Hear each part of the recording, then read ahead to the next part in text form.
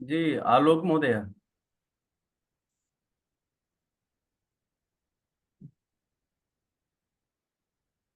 भवेत्। नमो नमः सर्वेभ्यः। ॐ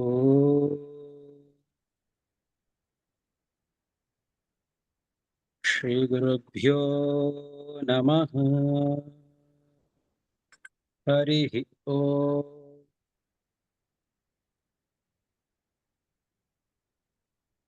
कृष्णत्वदीयपदपङ्कजपञ्जरान्ते अद्यैव मे विशतु मानसराजहंसः। प्राणप्रयाणसमये कफवातपित्तैः कण्ठावरोधनविधो स्मरणं कुतस्ते। अखिलांड कोटि ब्रह्मांड नायक परात्पर अखिलेश्वर भक्तवांछा कल्पतरु तडित्यूत विनंदित पीतांबरधारी यादवेंद्र भगवान श्री बालकृष्ण लाल महाराज की चरण युगल में अनंत कोटि प्रणाम करते हुए ज्योतिष पीठोद्धारक परम कारुणिक ब्रह्मानंद सरस्वती महाराज जी के चरणों में नमन वंदन करते हुए महर्षि महेश योगी जी के चरण कमलों में श्रद्धा सुमन समर्पण करते हुए हमारे आज का यह जो कार्यक्रम एकादशी में श्रीमद् भागवत व्याख्यान गोष्ठी है, इसको प्रारंभ करने जा रहे हैं। हम सभी लोग सम्मिलित हुए हैं। युग युग के कल्प कल्प के जब पुण्य फल एकत्रित होते हैं, पुण्य उदय होते हैं, तभी इस प्रकार के संगम होता है। इस प्रकार के भागवत श्रवण का हमें सदवसर प्राप्त होता है। हम लोग सम्मिलित हो चुके हैं श्रीम पिबत भागवतम रसमालयम, जो कहा जाता है, उस रस को पान करने के लिए हम सभी लोग एकत्रित हुए हैं। अविलंब ही इस कार्यक्रम को प्रारंभ करने के लिए हमारी जो निरविच्छिन्न धारा वैदिकी धारा है, अनादिकाल से अद्यावधि प्रवाहमाना वैदिकी परंपरा है, उस परंपरा को समाश्रय करते हुए हम अपने,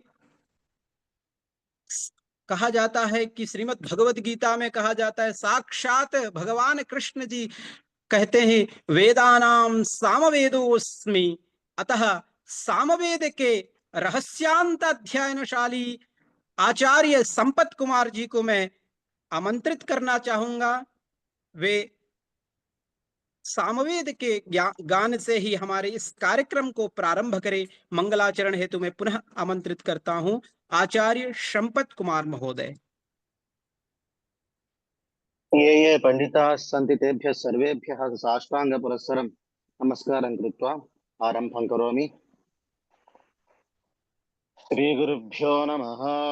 हरिः ओम्। भद्रं कर्णेभिः शृणुयाम देवाः, भद्रं पश्येमाक्षभिर्यजत्राः, स्थिरैरङ्गैस्तुष्टुवागुंसस्तनूभिः व्यसेम देवहितं यदायुः। स्वस्ति न इन्द्रो वृद्धश्रवाः, स्वस्ति नः पूषा विश्ववेदाः, स्वस्ति नस्तार्क्ष्यो अरिष्टनेमिः, स्वस्ति नो बृहस्पतिर्दधातु। नीलोत्पलदलो भासः सामवेदो हयाननः, अक्षमालान्वितं दक्षे वामे कम्बुधरं भजे।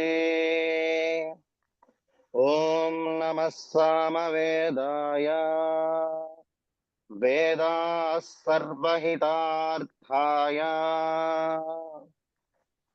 ओज्ञायै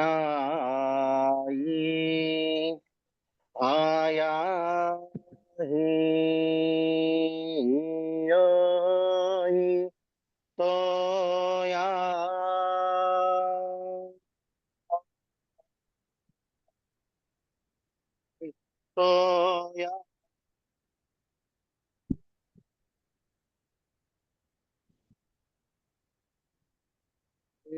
गृणा नो वियादातो या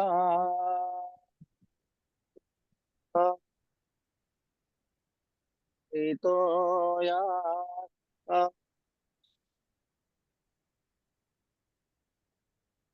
ना हो ता सा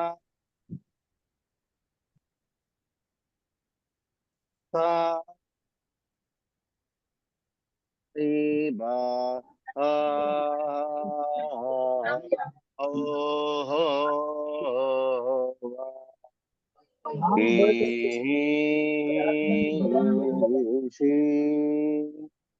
ना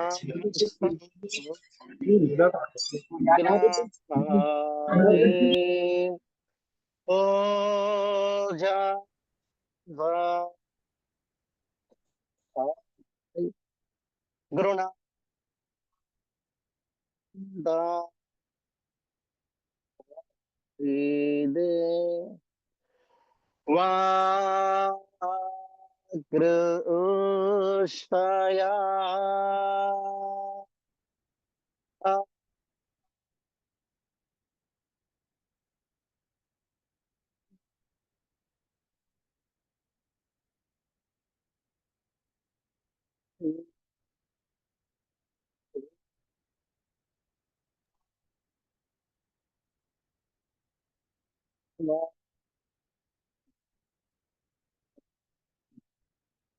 ओ वा त्रमर्दया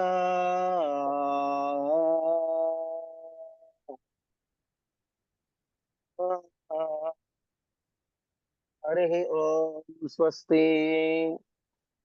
नमो नमः।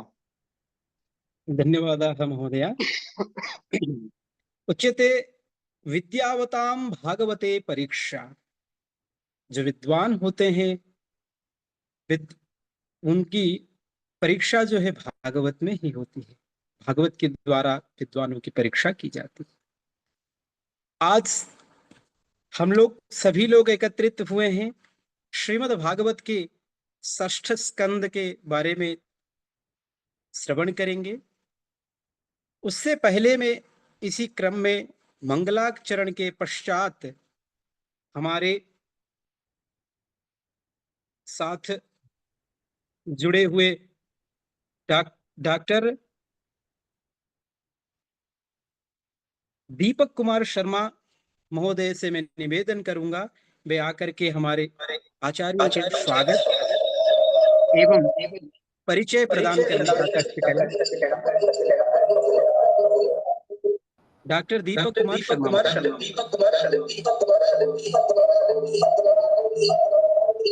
महोदय भवतां ध्वनिः आगच्छति प्रतिध्वनिरपि, अतः कृपया। हरि ओम।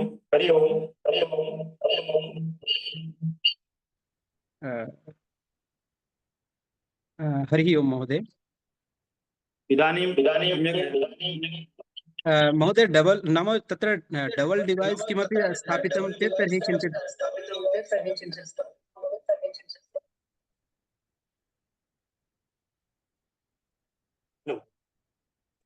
ओम महोदय। इदानीं श्रूयते? आमामाम् ओम ओम महोदय। योऽन्तः प्रविश्य मां वाचं मां प्रसुप्तां महोदय इदानीमपि प्रतिध्वनिः श्रूयते। पश्यामि।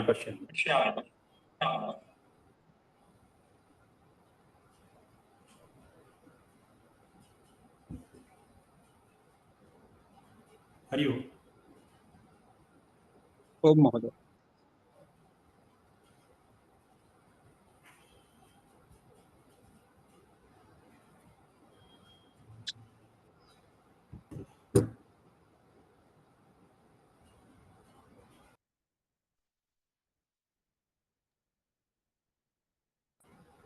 हेलो। ओम महोदय। हाँ, ध्वनिः आयाति इदानीं? आमामामि स्पष्टमस्ति जी जी। बाढम्। योऽन्तः प्रविश्य मम वाचं मां प्रसुप्तां सञ्जीवयत्यखिलशक्तिधरस्वधाम्ना अन्यस्य हतचरणश्रवणत्वगादीन् प्राणान् नमो भगवते पुरुषाय तुभ्यं। प्राणान् नमो भगवते पुरुषाय तुभ्यं। महर्षि महेश योगी वैदिक विश्वविद्यालयः, डीएवी स्नातकोत्तर महाविद्यालयः तथा च चातुर्वेद प्रचार संस्थानस्य संयुक्त तत्वावधाने इदानीं श्रीमद्भागवत महापुराण आश्रिता राष्ट्रीय व्याख्यान गोष्ठ्यां समेषां हार्दिकं स्वागतं, हार्दिकम् अभिनन्दनम्। अद्य अस्माकं सौभाग्यात्, हमारे सौभाग्य से आज के अध्यक्ष के रूप में विराजमान हो रहे हैं या थोड़ी देर में जुड़ जाएंगे प्रोफेसर प्रमोद के वर्मा जी। आप वर्तमान में कुलगुरु हैं महर्षि महेश योगी वैदिक विश्वविद्यालय ब्रह्मस्थान करौंदी कटनी से। और मैं अपने समस्त अतिथियों का, अध्यक्ष महोदय का कुछ संक्षिप्त परिचय प्रदान करते हुए स्वागत करूंगा, वाचिक स्वागत करूंगा। आज के जो अध्यक्ष महोदय हैं, आपका विगत 40 वर्षों का अनुभव है अनुसंधान, शिक्षण और प्रशासन के क्षेत्र में। आप जाने पहचाने शिक्षाविद हैं, भूविज्ञान के आप आचार्य हैं, कुलपति, महानिदेशक, निदेशक, वैज्ञानिक सलाहकार जैसे अनेक पदों को आपने सुशोभित किया है। आप भूविज्ञान के आचार्य विक्रम विश्वविद्यालय उज्जैन में रहे हैं। वर्तमान में आप कुलपति के पद पर विराजमान हैं वैदिक महर्षि महेश योगी वैदिक विश्वविद्यालय में। बरकतुल्लाह विश्वविद्यालय भोपाल में आप कुलपति रहे हैं। पूर्व महानिदेशक रहे हैं एमपी विज्ञान एवं प्रौद्योगिकी परिषद भोपाल के। मध्य प्रदेश के वैज्ञानिक सलाहकार आप रहे हैं। इसके अतिरिक्त विश्वविद्यालय स्तर पर भी आपने अनेक कर्तव्यों का निर्वहन किया है। उप कुल सचिव, परीक्षा समन्वयक, विश्वविद्यालय के कंप्यूटर केंद्र के निदेशक इत्यादि विभिन्न और अनेक विशिष्ट पदों को धारण करते हुए आप हमारे सभी के प्रेरणा स्रोत बने हुए हैं। अनुसंधान करने वाले अनुसंधानकर्ताओं के आप प्रेरणा स्रोत हैं। ऐसे अध्यक्ष को पाकर के आज ये संगोष्ठी कृतकृत्य अनुभव कर रही है, अपने को धन्य अनुभव कर रही है। ऐसे हमारे अध्यक्ष प्रोफेसर प्रमोद के वर्मा, आपका हम हार्दिक स्वागत करते हैं, हार्दिक अभिनंदन करते हैं। मुख्य वक्ता के रूप में आज हमारे अत्यंत सौभाग्य से विराजमान होंगे या कदाचित आ भी गए होंगे या आने वाले होंगे हमारे बीच में परम श्रद्धेय, आपको भागवत भास्कर की उपाधि तो प्राप्त है ही, इसके अतिरिक्त अनेक उपाधियां, अनेक सम्मान आपको प्राप्त हुए। कौन ऐसा आध्यात्मिक व्यक्ति वर्तमान में होगा जो कि आपसे परिचित नहीं होगा? ऐसे परम भागवत आचार्य श्री कृष्णचंद्र शास्त्री ठाकुर जी महाराज श्रीधाम वृंदावन से हैं। हमको आपने अभी तक लगभग 1604 श्रीमद् भागवत कथाएं देश और विदेश में की हैं। इतने स्थानों पर श्रीमद् भागवत महापुराण कथा करने वाले व्यक्ति हमको तो नहीं लगता है कि कोई आपके अतिरिक्त इस भारतवर्ष में नहीं होगा तो दुनिया में नहीं होगा। तो हम ऐसे एक महान व्यक्तित्व के साथ आज जुड़े हुए हैं। आप अखंडानंद सरस्वती जी महाराज ने भागवत भास्कर की उपाधि आपको प्रदान की थी। आपके गुरुदेव जिनके अंतेवासी होकर के आपने प्रारंभ काल से ही संस्कृत व्याकरण, श्रीमद् भागवत, विशिष्ट अद्वैत, वेदांत इत्यादि का अध्ययन किया था। रामानुज प्रपन्नाचार्य जी महाराज यह आपके गुरुदेव थे। 50 वर्षों से आप निरंतर देश और विदेश में श्रीमद् भागवत के द्वारा धर्म का प्रचार, प्रसार और सन्मार्ग की ओर लेकर के जा रहे हैं इस देश को। आपके पुत्र इंद्रेश उपाध्याय जी वर्तमान में अनेक स्थलों पर अपनी सुमधुर कथाओं के द्वारा हम सभी को आप्लावित कर रहे हैं। तो आज अत्यंत सौभाग्य से निर्जला एकादशी के दिन आपका दर्शन हम प्राप्त करके धन धन्य हैं, कृतकृत्य हैं। आपका भी इस संगोष्ठी में भूरिशा अभिनंदन करते हैं, स्वागत करते हैं, आपके चरणों में प्रणामांजलि अर्पित करते हैं। विशिष्ट वक्ता के रूप में ज्योतिष के क्षेत्र में जाने माने आचार्य, हम प्रायः समाचार पत्रों में, राशिफल इत्यादि में आपका दर्शन करते रहते हैं, अनेक कथाएं आप करते हैं, और ये कथा प्रवक्ता के साथ ही साथ आचार्य पद पर विराजमान है महर्षि महेश योगी वैदिक विश्वविद्यालय, और आपने हॉलैंड में महर्षि वैदिक विश्वविद्यालय में विजिटिंग प्रोफेसर के रूप में कार्य करते हुए महर्षि चैनल से 192 देशों में पूर्ण वैदिक ज्ञान का पाठ्यक्रम प्रसारित किया है। आपने 150 से ज्यादा 150 से ज्यादा कार्यक्रम प्रसार भारती के लिए रिकॉर्ड किए हैं। विगत 25 वर्षों से आपका विश्वविद्यालय स्तर पर अध्यापन का अनुभव है। 3 वर्ष तक आप दिल्ली सरकार में उप सचिव प्रशासन के रूप में भी अपनी सेवा दे चुके हैं, और आप भागवत के योग्यतम प्रवक्ता हैं ही। ऐसे विशिष्ट वक्ता आचार्य डॉक्टर नलिन त्रिपाठी जी भोपाल से इस मंच पर उपस्थित हैं। आपका हम हृदय से इस संगोष्ठी में स्वागत करते हैं, अभिनंदन करते हैं, और आपके प्रति अपनी प्रणामांजलि अर्पित करते हैं। और इसी के साथ ही साथ विशेष जो हमारे यहाँ कहा जाता है, अयोग्य पुरुषो नास्ति योजकस्तत्र दुर्लभः। तो ऐसे संयोजक जिन्होंने हम सबको जोड़ रखा है, निरंतर इतनी व्यस्तताओं के बाद भी ये संस्कृत के लिए विशिष्ट रूप से निरंतर अपनी सेवाएं प्रदान कर रहे हैं, निरंतर संस्कृत का प्रचार प्रसार कर रहे हैं, ऐसे हमारे अग्रज डॉक्टर चंद्रकांत दत्त शुक्ल जी, आप सहायक आचार्य संत गणिनाथ राजकीय स्नातकोत्तर महाविद्यालय मऊ में हैं। आपका भी यद्यपि कार्यक्रम आपका ही है, और आपका निश्चित ही आपके इस प्रेरणादायी कार्य के लिए हम आपके चरणों में प्रणामांजलि अर्पित करते हुए और आपका भी स्वागत करते हैं। साथ ही साथ जितने भी लोग डीएवी पीजी कॉलेज से हमारे प्राचार्य महोदय के साथ ही साथ अन्य प्राध्यापक गण और इस कार्यक्रम के संचालक महोदय, कुशल संचालक हैं, और जो भी इस कार्यक्रम में हमारे साथ में जुड़े हुए हैं, आप सभी का हम हृदय से इस संगोष्ठी में पूर्णशः स्वागत करते हैं, अभिनंदन करते हैं, अभिवादन करते हैं, और इन्हीं शब्दों के साथ हम अपनी वाणी को विराम देते हैं। सभी के चरणों में प्रणाम करते हैं। सभी का बहुत बहुत स्वागत करते हैं। धन्यवाद।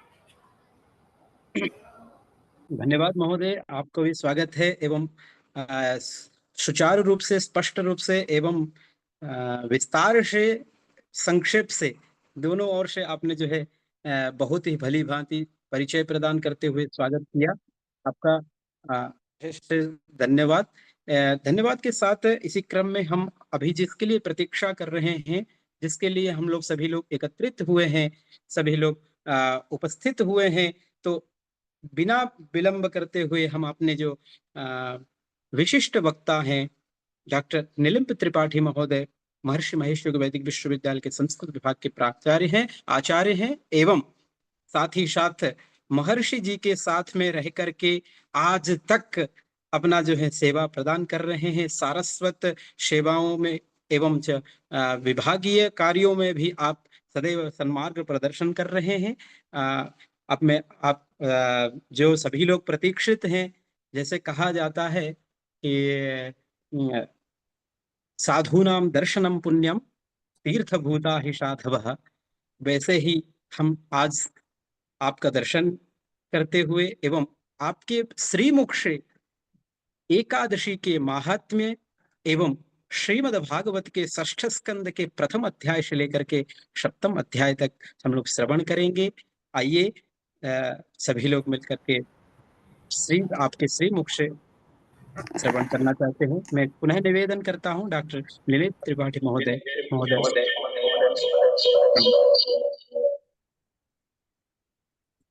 धन्या भागवती वार्ता प्रेत पीड़ा विनाशिनी, सप्ताहो की तथा धन्य कृष्ण लोक फलप्रदः।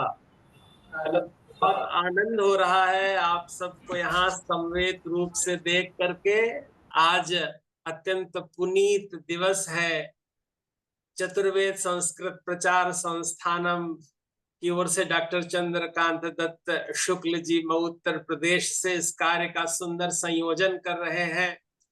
पूज्य गुरुदेव आचार्य चरण पूज्य स्वामी निर्मल चैतन्य पुरी जी महाराज भी हम लोगों के बीच नर्मदापुरम से विराजमान है। डॉक्टर अरविंद तिवारी जी का भी मुख कमल दिखाई दे रहा है, हृदय गदगद और प्रसन्न है। Professor Ravishankar Pandey ji, doctor Upendra Nath Pandey ji, doctor Amrish Kumar Mishra ji, doctor Tripura सुंदरी जी, वीरेंद्र सूर्यवंशी जी पुणे से जुड़े हैं, डॉक्टर दीपक कुमार शर्मा जी, और आप सभी आत्मीय जन पुरजन परिजन जुड़े हैं। डॉक्टर अभिषेक पांडे जी और मूलचंद्र शुक्ल जी, सभी आत्मीय जन दिखाई दे रहे हैं। हृदय बहुत गदगद है। हमारे विश्वविद्यालय के कुलगुरु जो इस समय अमेरिका में है, वहां से हम लोगों के साथ जुड़ेंगे। श्रद्धेय प्रोफेसर प्रमोद के वर्मा जी और परम श्रद्धेय भागवत भास्कर श्री कृष्णचंद्र ठाकुर जी का भी स्नेह सौविध्य प्राप्त होगा। समन्वयक के रूप में डॉक्टर आलोक चंद्र परिडा जी, जो वेद विभाग के अत्यंत विद्वान आचार्य हैं हमारे, उनको भी आज सुनकर बहुत अच्छा लगा है। 16 जन तो संयोजन समिति में है और 7 जन परामर्शक समिति में है। आप सभी को बारंबार प्रणाम कर रहे हैं। निर्जला एकादशी, ये ज्येष्ठ शुक्ल एकादशी पर हम लोग समवेत हुए हैं। यह अत्यंत पुनीत काल है।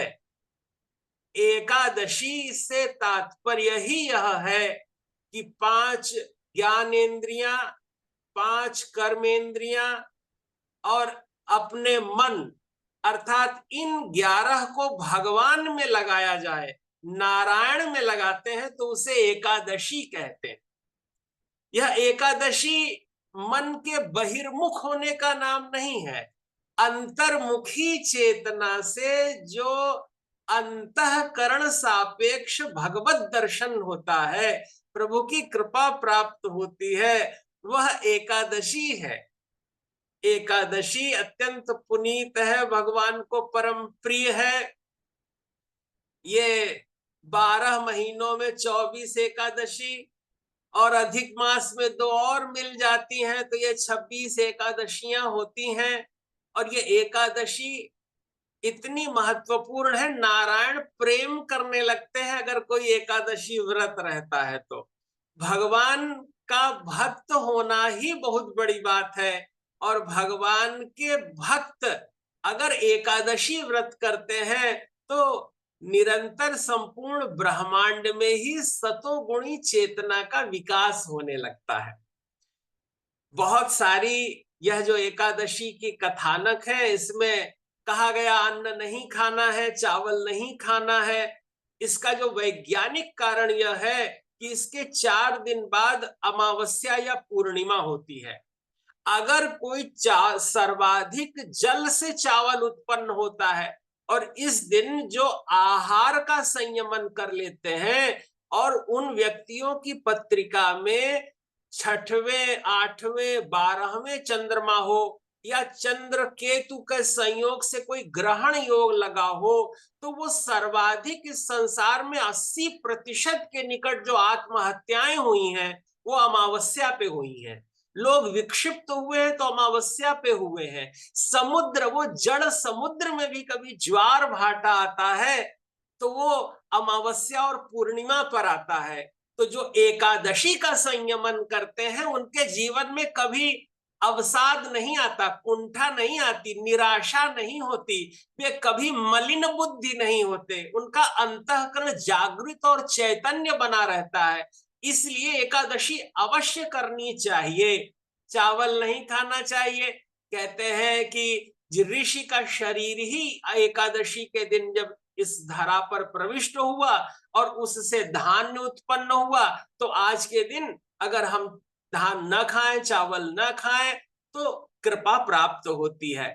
सारी एकादशी कथाएं भगवान श्री कृष्ण जी ने युधिष्ठिर जी को सुनाई है। और युधिष्ठिर जी को कथा सुनाते समय वो ये कहते हैं कि ये मुझे पाने का सर्वोत्तम और सरल उपाय है।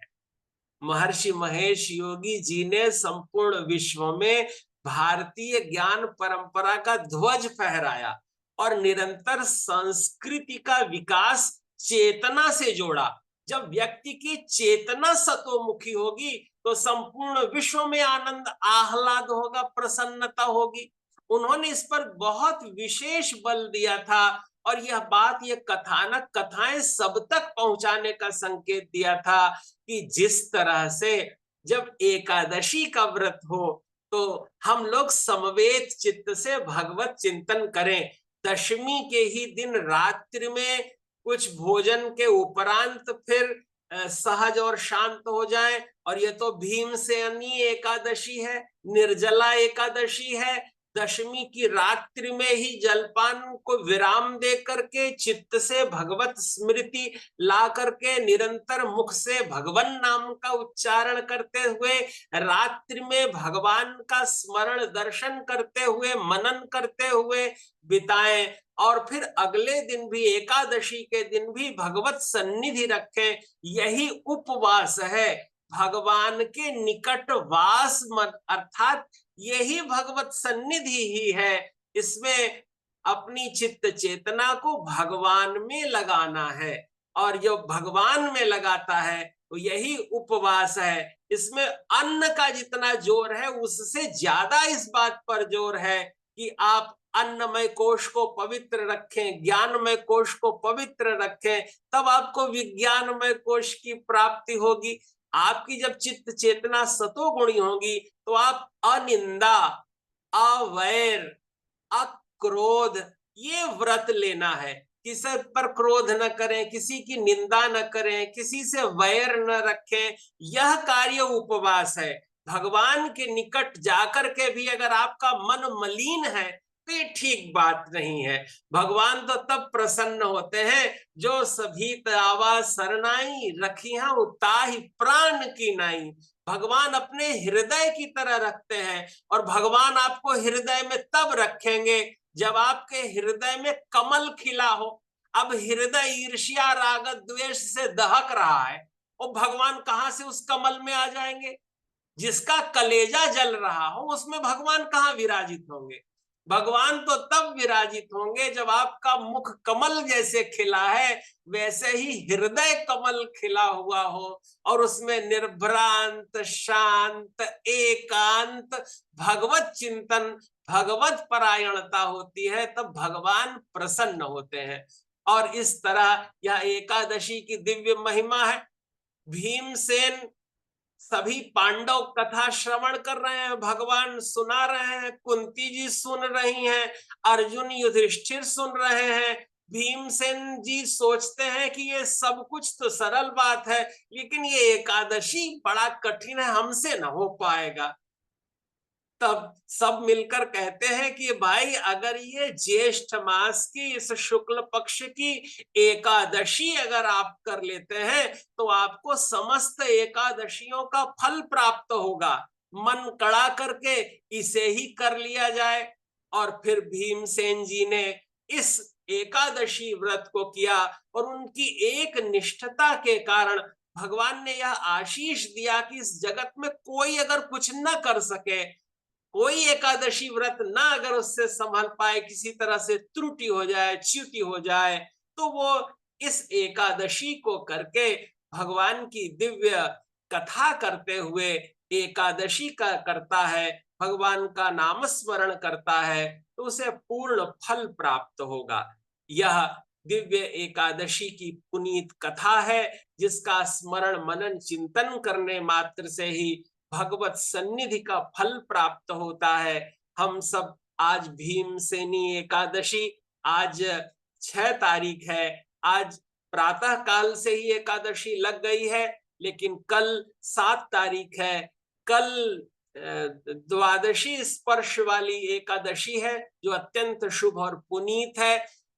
तो इस तरह कल प्रातः से रख करके हम अगले दिन 8 तारीख को प्रातः सूर्योदय पर्यंत तक एकादशी रखते हैं।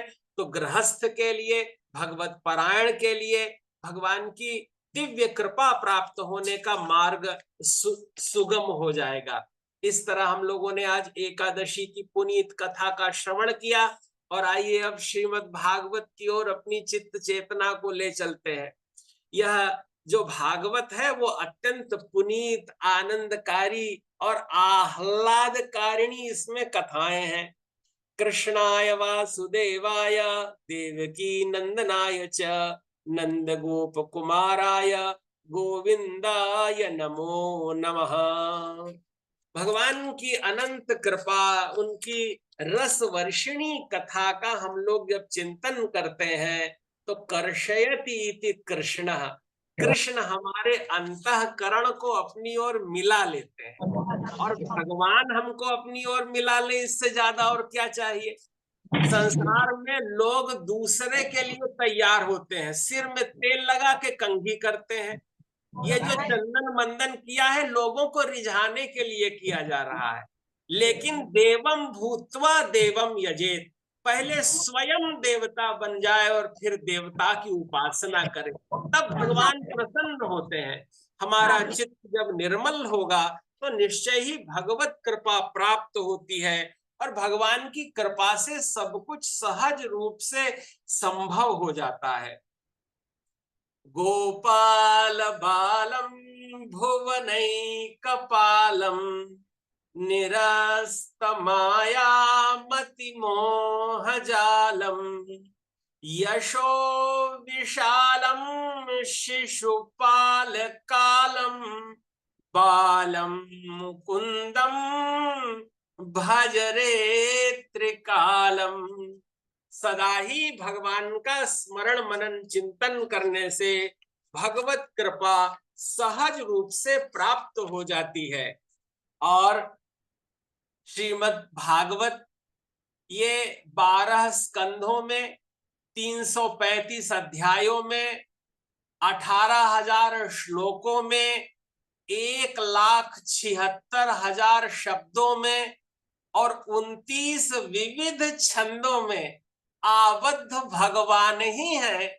और इनके श्लोक जैसे छोटे से भगवान के चरणों में बजती हुई नूपुर की ध्वनि हो, उस तरह चित्त को आकर्षित करती है। ये भक्ति, ज्ञान और वैराग्य का वह संपुटित वह स्वरूप है जो हमें सकाम कर्म, निष्काम कर्म, साधन ज्ञान, सिद्ध ज्ञान, साधन भक्ति, साध्य भक्ति, इन सब का संपूर्ण अद्भुत आनंद प्रदान करती है। आज अत्यंत पुनीत इसलिए है कि ये जो 6ठम स्कंद है इसमें भगवान का नारायण कवच है। भगवान का नारायण कवच यह है कि अगर कोई इसे पढ़ता है तो उसे भगवान की प्रत्यक्ष कृपा प्राप्त हो जाती है। अगर भगवान की माला और भगवान में कोई भेद नहीं है, अगर कोई कभी किसी को भगवान की माला लाकर पहनाता है तो मानो भगवान ही गले में आ गए हैं। ये जो माला है, ये पुष्प माला गले में पहनाई जाती है तो ये कंठ केवल खूंटी का काम करता है, वस्तुतः माला तो हृदय को पहनाई जाती है। भगवान का हृदय हमसे मिल जाता है, यही पुष्प माला है। भगवान का प्रसाद और भगवान में भेद नहीं है। भगवान प्रसादस्तु प्रसन्नता, भगवान का प्रसाद प्राप्त करने मात्र से ही भगवान हमें सहज रूप से प्राप्त हो जाते हैं। यह भगवान की अनंत कृपा का फल है। और जैसा कि हम लोग आज 6ठम स्कंद की चर्चा करेंगे, इस 6ठम स्कंद में अजामिलोपाख्यान का प्रारंभ होता है। ये अजामिल का आख्यान बहुत अद्भुत है। आप लोगों के जब मुख कमल का दर्शन हो रहा है ना, तो हमें और भी इस कथा को सुनाने में रस मिलता है, क्योंकि अगर किसी का कैमरा ऑफ रहता है तो अगर कैमरा ऑफ है तो क्या हृदय खुला हुआ है? अगर किसी ने अपना मुख कमल छुपाया हुआ है तो क्या आप समझते हैं कि वो उसको अंतःकरण तक बात पहुंचेगी? क्योंकि भारतीय विद्याएं गुरुमुखी हैं, गुरुमुख से श्रवण करें, जब गुरुदेव या शिक्षक आचार्यगण जब बच्चे का मुखमंडल देखते हैं तभी वो भाव प्रकट होकर अंतःकरण सापेक्ष चिंतन होता है। तो इसमें अजामिल का आख्यान वर्णित है, इसमें विष्णु दूतों द्वारा भागवत धर्म का निरूपण किया गया है और अजामिल के परम धाम की सुंदर कथा वर्णित है। आइए आपको पहले उस कथा को ही सुनाते हैं, हमारा भी चित्त हर्षित हो, क्योंकि भगवान की कथा कहने से ज्यादा पुनीत कोई कार्य है ही नहीं। भगवान की कथा कहते हैं क्योंकि नरक के बहुत सारे भयंकर वर्णन किए गए तो सब लोग आकुल व्याकुल हो गए थे। परीक्षित कहने लगे इतना डरवाया क्यों जाता है, हम इतने भयाक्रांत क्यों किया गया। तो तब सुखदेव जी कहते हैं कि भय बता करके यह बताया जाता है कि अगर किसी का कपड़ा गंदा हो गया हो तो उस कपड़े को अंदर सफाई करके हम निर्मल बना सकते हैं। तो भय, नरकों का भय इसलिए दिखाया जाता है कि यदि कोई शुद्ध हृदय से उपाय करेगा तो उसका वस्त्र निर्मल हो जाएगा। जैसे पात्र गंदा होगा तो हम कोई भी पदार्थ डालेंगे तो वो बहुत टिकेगा नहीं। पदार्थ कब टिकेगा, जब पात्र निर्मल होगा, उसका निर्मलीकरण किया जाए, रगड़ रगड़ के मांजा जाएगा, तब उसकी पात्रता होगी और उसमें पदार्थ टिकेगा। तो ये ज्ञान कब टिकेगा, जब आपका अंतःकरण सापेक्ष आपका चिंतन होगा, आप सहज सरल होंगे। तो जब जिसके हम हैं वही तो उसको ठीक करेगा, निर्मल करेगा, संभालेगा, बताएगा, सुंदर उपयोग उपदेश प्रदान करेगा।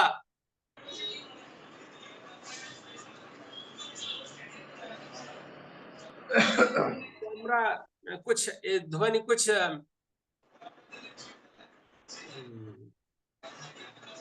व्यवधान हो रहा है चित्र में, लेकिन मुझे लगता है संवाद हो रहा है। नहीं जी हो रहा है। जी जी जी। तो बहुत एक सुंदर सेकंड बात चल रही है, अजामिलोपाख्यान की चर्चा चल रही है और उसके कथा में जी, पुनः अनम्यूट कर लें एक बार जी।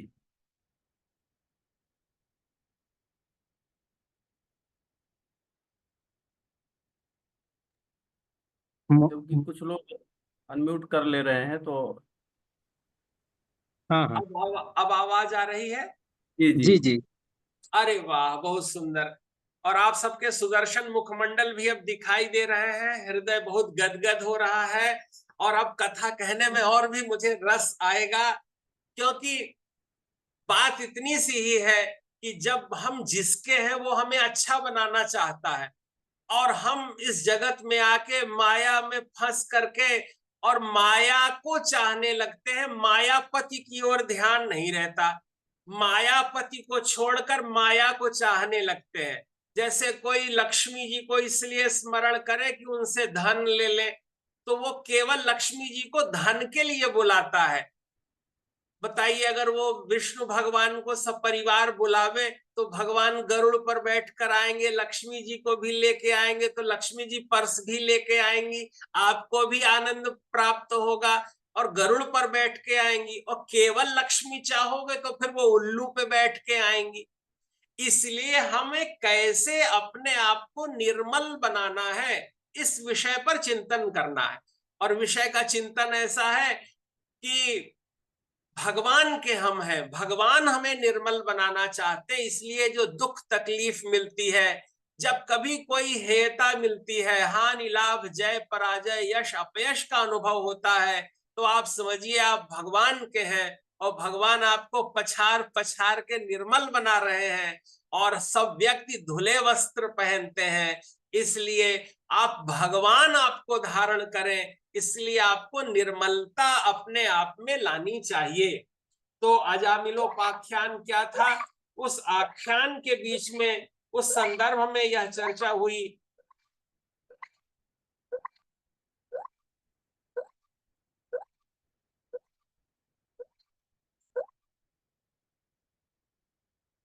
बंधुओं,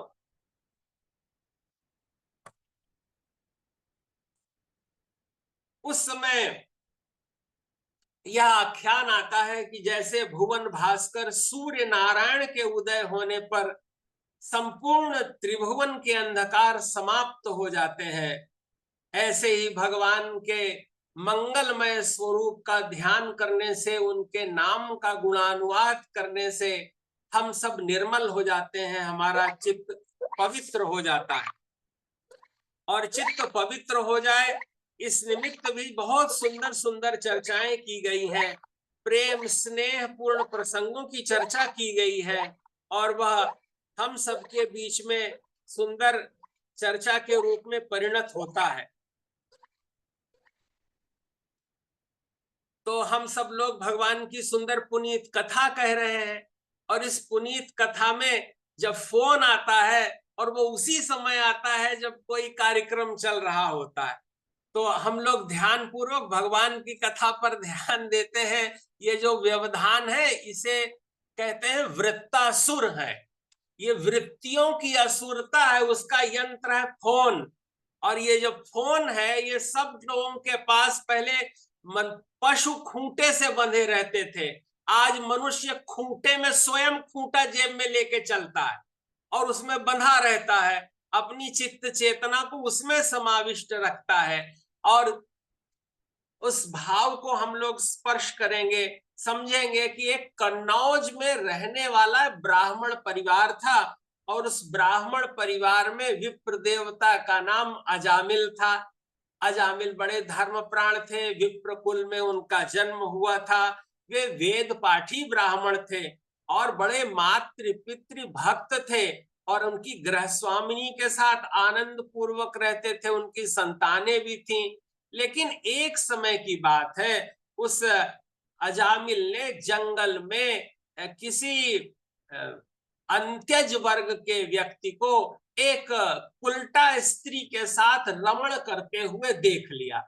रमण करते हुए देखा तो उसका चित्त विकृत हो गया। जब चित्त विकृत हो गया तो वह पुनः उसके निकट गया, अर्थात इंद्रिय दोष, नेत्रों के दोष के कारण उसका हृदय मलिन हुआ। हमारे पास यंत्र है, मोबाइल यंत्र है, इसमें क्या देखना है इसका विवेक हमारा अंतःकरण करेगा। जिसका अंतःकरण निर्मल होगा उसमें वो सतोगुणी विचारों को देखेगा, सत्संग का श्रवण करेगा। और अगर कुत्सित विचार होंगे, क्योंकि व्यक्ति का एकांत ही बताता है कि वो व्यक्ति कैसा है।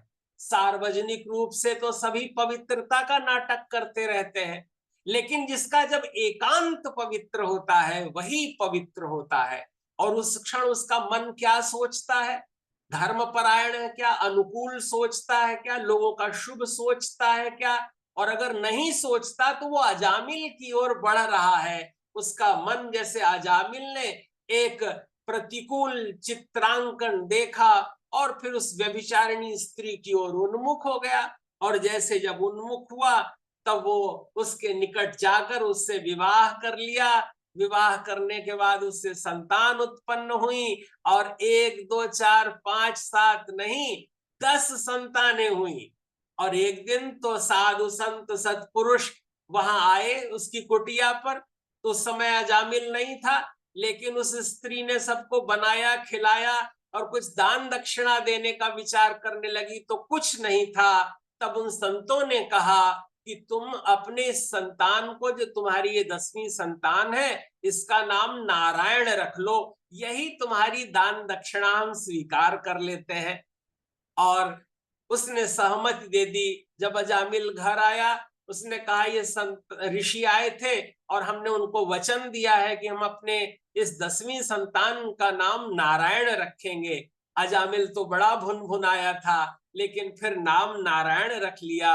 और नाम के प्रभाव से, नाम की क्रिया से, नारायण नाम रख देने से वह, जब उसका जीवन का अंत काल आया और उस अंत काल में यमदूत आए और चार यमदूत आगे खड़े हो गए, प्राण पखेरु लेकर उड़ने लगे और वो नारायण नारायण ऐसा जोर जोर से बुला रहा था। इतने में सुंदर दिव्य वस्त्रों और रंगों से विभूषित देवदूत आ गए।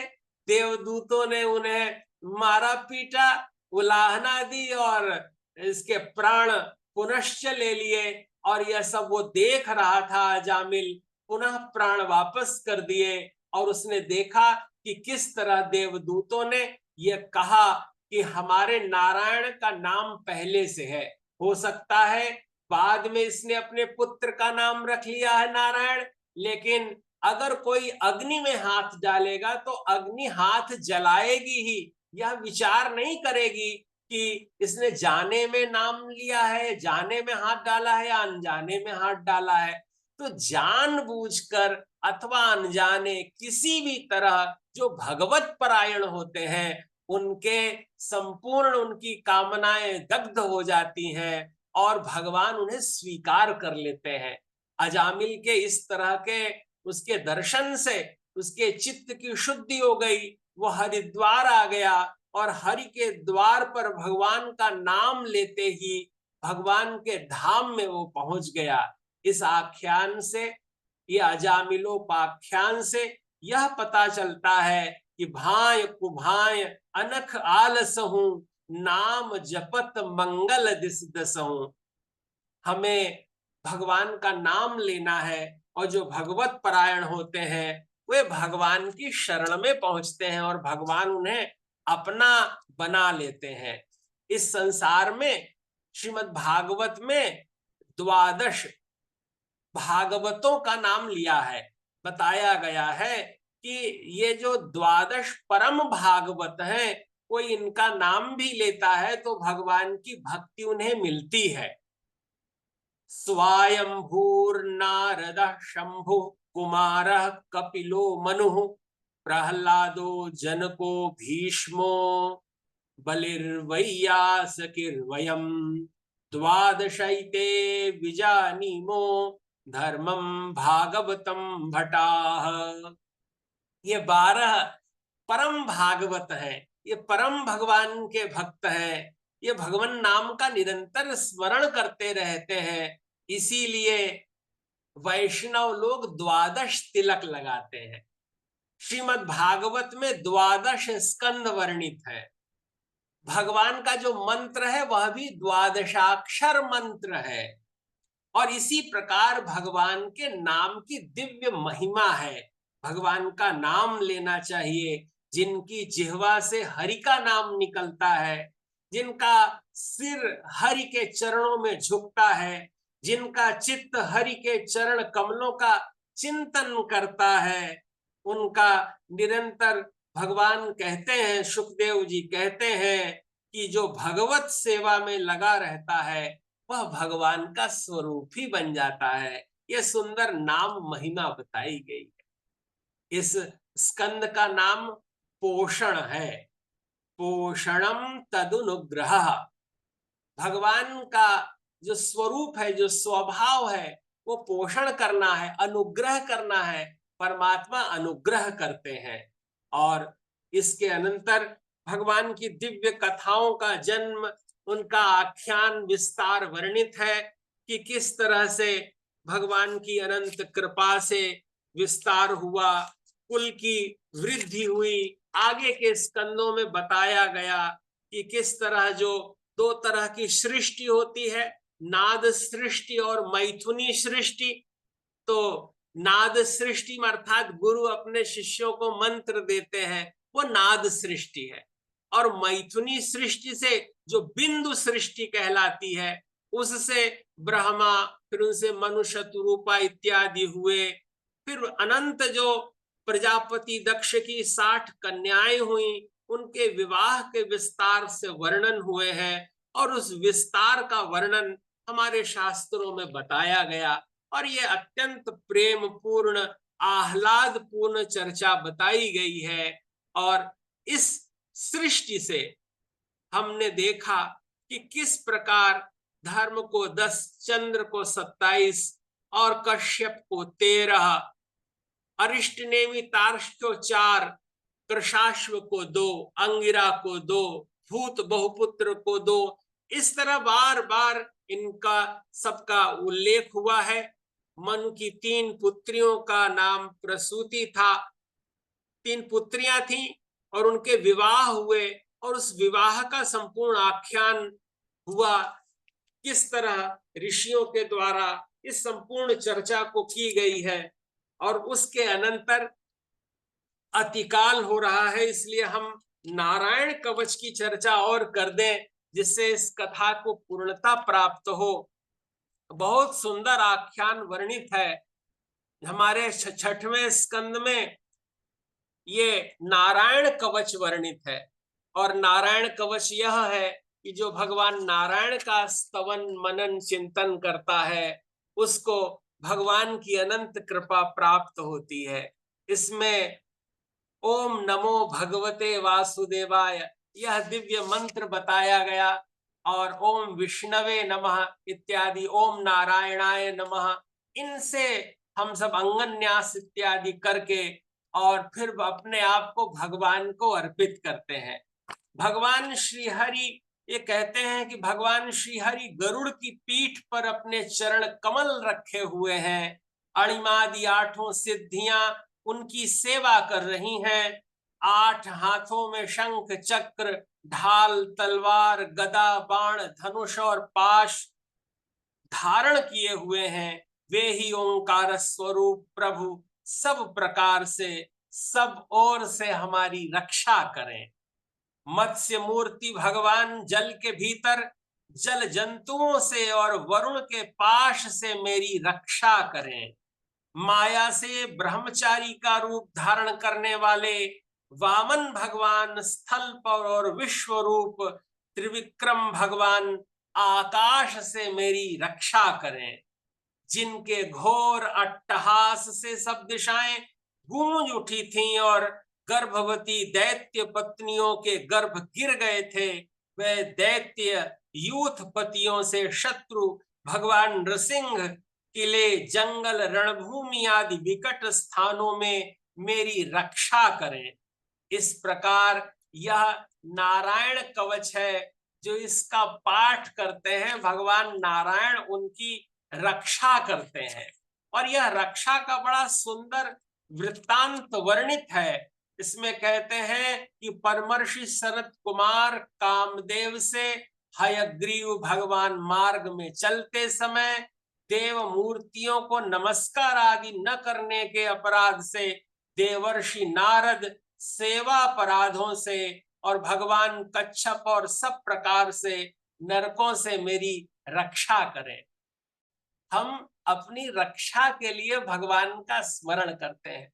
वस्तुतः चाहे कोई किसी भी व्याज से भगवान का कोई स्मरण करे, लेकिन हम संपूर्ण तीर्थों का देवताओं का स्मरण कर लेते हैं। यही भगवान की अनंत कृपा है।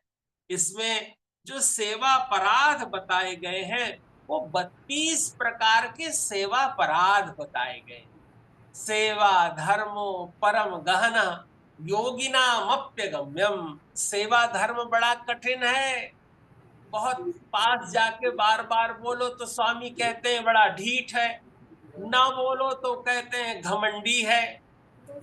अगर किसी व्यक्ति को प्रसन्न करना बड़ा कठिन है, क्योंकि सेवक का नाम है किंकर। वो स्वामी को देखकर उसके चित्त में यह भाव जगता रहे, किम करोति बारंबारम पृच्छति इति किंकरः, मैं क्या करूं आपके लिए, जो ऐसा बार बार जिसके मन में आता है वो किंकर है। और इसमें बताया गया कि कभी देव मूर्ति के को प्रणाम करे, उनकी परिक्रमा करते समय उनके सामने बैठे, चिंतन मनन करे, और जो इस प्रकार से भगवत सन्निधि करता है, भगवान के चरण कमलों की कृपा प्राप्त करता है, वह श्रेष्ठता प्राप्त करता है, इंद्रत्व प्राप्त करता है। इसको वैष्णवी विद्या कहा गया है। अर्थात ये वैष्णवी विद्या है, जिसको यह आ गई वह फिर कभी अस्तंगत नहीं होता, उसका तेज बढ़ता ही रहता है। इसके विस्तार की कथा इस तरह वर्णित है कि कौशिक गोत्री एक ब्राह्मण है और वे नारायण कवच का नित्य पाठ करते हैं, और नित्य पाठ करने के प्रभाव से उनका अंतःकरण परिमार्जित हो गया, चित्त भगवत सन्निधि में लग गया और एक बार उन्होंने योग धारणा से अपना शरीर मरुभूमि में त्याग दिया था। तो उनके शरीर त्यागने के बहुत बाद में ऊपर से गंधर्वराज चित्ररथ अपनी स्त्रियों के साथ विमान पर बैठ करके जा रहे थे और विमान जा रहा था। नीचे से उन्होंने देखा कि ये कौशिकी विप्र देव का शरीर का अस्थि पंजर पड़ा है और इतना चुंबकीय आकर्षण था कि गंधर्वराज चित्ररथ अपनी स्त्रियों के समूह सहित उनका विमान उस धरा पर नीचे आ गया और वे आश्चर्यचकित हो गए कि ये कैसे हो गया, क्या हो गया। तब उस समय बालखिल्य मुनियों ने वहां बतलाया कि ये जो ऋषि थे ये नारायण कवच का नित्य निरंतर पाठ करते थे, धारण किया था उन्होंने, भगवान इनके अंतःकरण में थे। अब इनकी अस्थियों को जाकर जल में विसर्जित करना होगा, उसके अनंतर ही आपका रथ उड़ पाएगा। अर्थात इतनी शक्ति, इतना सामर्थ्य, इतनी विद्या वैदुष्य भगवान की कृपा में है। भगवान के नाम में सारा फल है। जो भगवान का नाम लेते हैं उसका सब काम हो जाता है। इस तरह भगवान अनंत कृपा करते हैं। जो भगवत कृपा की सन्निधि में रहते हैं उन्हें सब कुछ मिल जाता है। माद्रिक प्रपन्न पशुपाश विमोक्षणाय मुक्ताय भूरि करुणाय नमोलयाय स्वांशेन सर्वतनुभृन् मनसि प्रतीत प्रत्यग्दृशे भगवते बृहते नमस्ते। हम भगवान को बारंबार प्रणाम करते हैं और इसलिए बारंबार प्रणाम करते हैं कि हम आपके शरणापन्न हो जाएं। इस सारे संसार में बार बार भटकते भटकते हमने यह विचार किया है कि सारे जो बंधन हैं वे बांधते हैं, माया से बांधते हैं। आप ही हैं जो करुणा करके इससे मुक्त कर देते हैं। इस संसार की निंदा इसलिए नहीं करनी है कि ये जगत ठीक नहीं है। अगर आप जगत को ठीक नहीं बोलेंगे तो जगदीश्वर ने जगत बनाया है। अगर जगत ठीक नहीं है तो क्या चित्रकार ठीक नहीं है? जिस चित्रकार ने चित्र बनाया है तो चित्र को ठीक कहना होगा, क्योंकि चित्रकार ने इसको चित्र को बनाया है।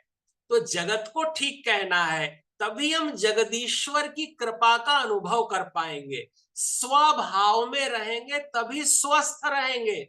प्रभाव में रहेंगे तो कोई आनंद नहीं प्रदान कर सकता, हमारे दुख को विगलित नहीं कर सकता, क्योंकि जो भी प्रभाव में होगा वो सहज नहीं होगा, शांत नहीं होगा। संसार में उसी तरह रहना है जैसे कमल जल में रहता है। जल के उस कीचड़ में जो उत्पन्न है, अर्थात जल, जल के मल में कमल होता है। इस जगत में जगदीश्वर विद्यमान है, इस माया में मायापति रहते हैं। तो जो सहज है, स्वभाव में शांत होगा, स्वस्थ होगा, स्व में स्थित होगा, वही स्वस्थ होगा और उसकी चित्त वृत्तियां आनंद प्रदान करेंगी, आह्लादकारिणी होंगी। क्योंकि संसार में आह्लाद होना बहुत जरूरी है। चेतना सब में है पर चैतन्य कोई कोई है। हम सब लोग अत्यंत चैतन्यवान बने, भगवत परायण बने, आनंद पूर्वक जीवन व्यतीत करें और श्रीमद् भागवत का अध्ययन, मनन, चिंतन, गुरुजनों का चिंतन करते रहेंगे तो निश्चय ही हम लोगों का अंतःकरण पवित्र होगा, मन प्रासादिक होगा, प्रसन्न होगा। और अपेक्षा छोड़ना चाहिए। जिसकी अपेक्षा नहीं है वही परमात्मा द्वारा चयनित होता है। भगवान को सहजता प्रिय है। भगवान की कृपा कैसे मिलती है? भगवान की कृपा ही तब मिलती है जब व्यक्ति स्वयं को सहज बना लेता है, सरल बना लेता है, अपेक्षा रहित बना लेता है। इस तरह हम लोग अत्यंत पुनीत इस चतुर्वेद संस्कृत प्रचार संस्थानम के माध्यम से अपनी इस ज्ञान चर्चा में समवेत हैं। इसमें जो जो शुभ और अनुकूल लगा हो वो आप ग्रहण कर लें, क्योंकि हंस तो वही है जो सार सार को ग्रहण कर ले। इसलिए आप सभी पुनीत और मंगलमय भगवत विग्रह ही हैं। आप सभी को उसी भाव से प्रणाम करते हैं। महर्षि महेश योगी वैदिक विश्वविद्यालय के माननीय कुलपति श्रद्धेय प्रोफेसर प्रमोद के वर्मा जी यूएसए अमेरिका से जुड़े हुए हैं, वो अपना स्नेह सौख्य प्रदान करेंगे। और मुख्य वक्ता के रूप में हमारे बीच परम श्रद्धेय भागवत भास्कर श्री कृष्ण चंद्र शास्त्री ठाकुर जी महाराज श्री धाम वृंदावन से जुड़ गए हैं। और गुरुजनों के सामने बच्चों को अपनी तोतली बोली में कम बोलना चाहिए, यद्यपि उनको वो अच्छा लगता है कि बच्चे बोलते हो। आप सभी गुणी लोग हैं, आदरणीय महनीय लोग हैं, और जो भगवान के कार्य में आया है वो भगवान का भक्त है, भगवान की कृपा से आया है। संसार में कोटि कोटि लोग हैं, लेकिन हमारा यह काल भागवत सेवा में जा रहा है। तो भगवान की कृपा का फल यह नहीं है कि हम भगवान की भक्ति कर रहे हैं, भगवान के भक्तों का रस, चरणों का रसपान दर्शन, उनकी कृपा मिल रही है। ये बहुत अद्भुत बात है। क्योंकि एक सुंदर प्रसंग यह है कि भरद्वाज जी कहते हैं प्रयाग में कि हमारी सेवा पूजा भक्ति का फल ये था कि भगवान मिल गए, और भगवान के दर्शन का ये फल है कि भरत जी आप जैसे भक्त मिल गए हैं। तो आप जैसे मिल गए हैं जो भगवान तक ले जाते हैं, जो भगवान के भक्त का चरण भी पकड़ लेता है, उसका भी भगवान मंगल करते हैं। भाई किसी को करंट लगा है, उसको नहीं पकड़ा तो उसके पैर पकड़ लिया तो भी उसको करंट लग गया। भगवान को जिसने पकड़ा है उसके पैर पकड़ लो तब भी भगवान मिलेंगे। यह भगवान की कृपा अनंत है। रीज भजे चाहे खीज, भगवान को अंतःकरण से भजना चाहिए। आप सभी के अंतःकरण में भगवान वासुदेव की कृपा विराजमान हो। बारंबार आपको प्रणति पूर्वक नमन करते हैं। बोले आज के आनंद की जय, राधा कृष्ण भगवान की जय, उमा महेश्वर भगवान की जय, यावर रामचंद्र की जय। हर हर महादेव। महादेव।